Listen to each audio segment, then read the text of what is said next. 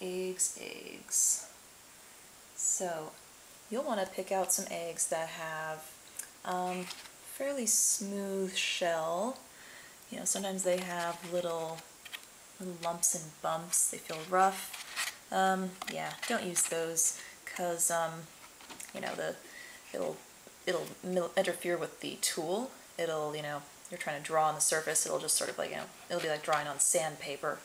It won't come out good. So yeah, something with a smooth shell, pale in color, you know, because it helps the colors pop. If the egg is a little bit schmutzy, like this one is, just take it over to the sink and give it a good rinse, using warm water and friction from your fingertips. Some people would say that you shouldn't use dish soap, but sometimes I do just a little bit. The key is not to abrade the shell with anything, because that will scratch off the upper layer and the dye won't absorb. So rub, don't scrub. There we go. And pat your egg dry with a paper towel or a soft cloth. If the eggs are still fresh from the fridge, they're going to start sweating, so let them sit out and sweat it out, and just carefully pat them dry once they're done. Because if they start sweating while you're drawing on them, it'll make the dye run and the wax won't stick. Not a good time. I don't know if other people have noticed this, but it seems like a lot of kids these days actually don't know how to blow eggs, or that you can even blow eggs at all. Yeah, like a lot of kids under the age of 12 or 15 who I meet at craft fairs and stuff are like, what? Are those real eggs? How did you do that? I mean, you know, so this is definitely a bit of a PSA right here, because clearly this technology is being lost to the next generation. The way most people learned to blow eggs involves poking a hole through each end, sticking a bamboo skewer through it, muddling it, and then blowing straight through it like Sachmo into a bowl.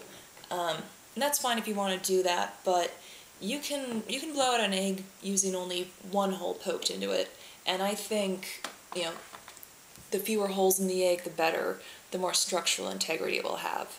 So if you want to see how the traditional two-hole method is done, look elsewhere. This is the special newfangled one-hole blowing method.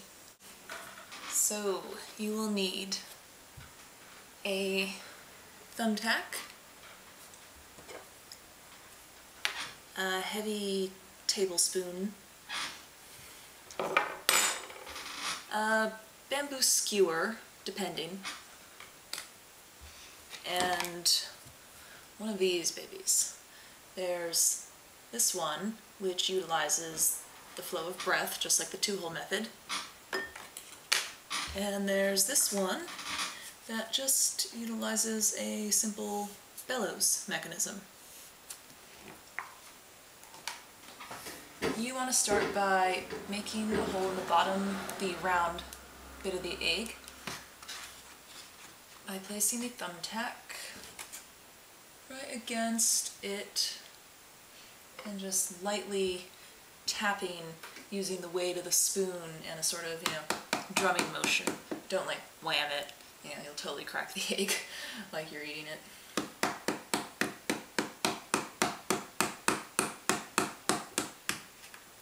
Here we go. So that's made a very small hole that you then want to pick larger, just using a thumbtack and sort of easing along the side until it's about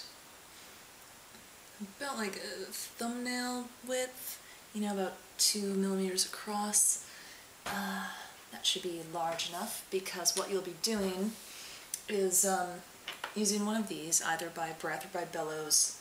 You're going to insert it into the hole and then force air into it and then out through the same hole, like so.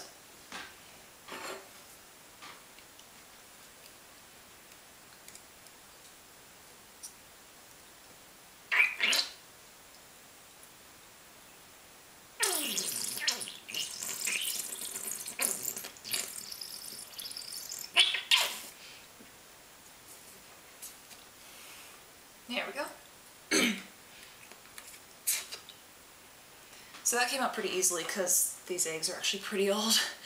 They're actually past expiry date, so I probably won't be eating them. Sad, wasteful, didn't get around to it. Normally I blow about 2 or 3 eggs a week, at least. Sometimes up to, 6, so I hope my cholesterol's not too high. So that was how you do it with this one. Set that there. If you want to try it with the bellows, just in the event that you just don't have the breath in you, do much the same. I say bamboo skewer depending because depending how fresh the eggs are, the yolk will be, firmer or looser, because, when you crack an egg, you see if it's really fresh, the yolk is really high and round like a moon. Older eggs, though, the yolk's already pretty runny, so you can just sort of blow it out really easily. But if it's fresh, I'll just take a skewer, muddle it up first, and then proceed. And then you can just squeeze it out. Nice and leisurely. There we go. Now that your egg is hollow, clean out the last traces of white and yolk by running a thin stream of warm water into the hole at the bottom. Shake the water inside. Evacuate the fluid by using an egg blower. Give another shake and another blow to get the last bits out. And if the shell feels at all slippery or oily, well, first make sure that your hands are not oily. Use hand sanitizer before handling eggs. It's the best way to keep them dry and clean. Or use a little bit of white vinegar on the shell to make sure the shell is nice and clean and dry. And we'll take the wax and dye properly.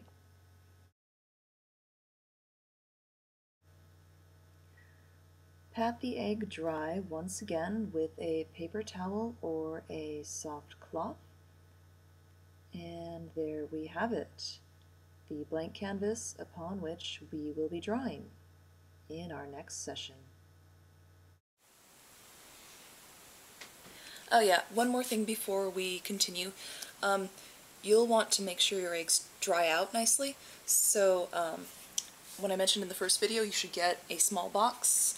You can get that, or a block of polystyrene, and some of those bamboo skewers, and just take them and poke them at semi-regular intervals, like, I don't know, like 6 centimeters apart, a few inches at least. Space them out like so. And then take your freshly blown eggs and just stick them on.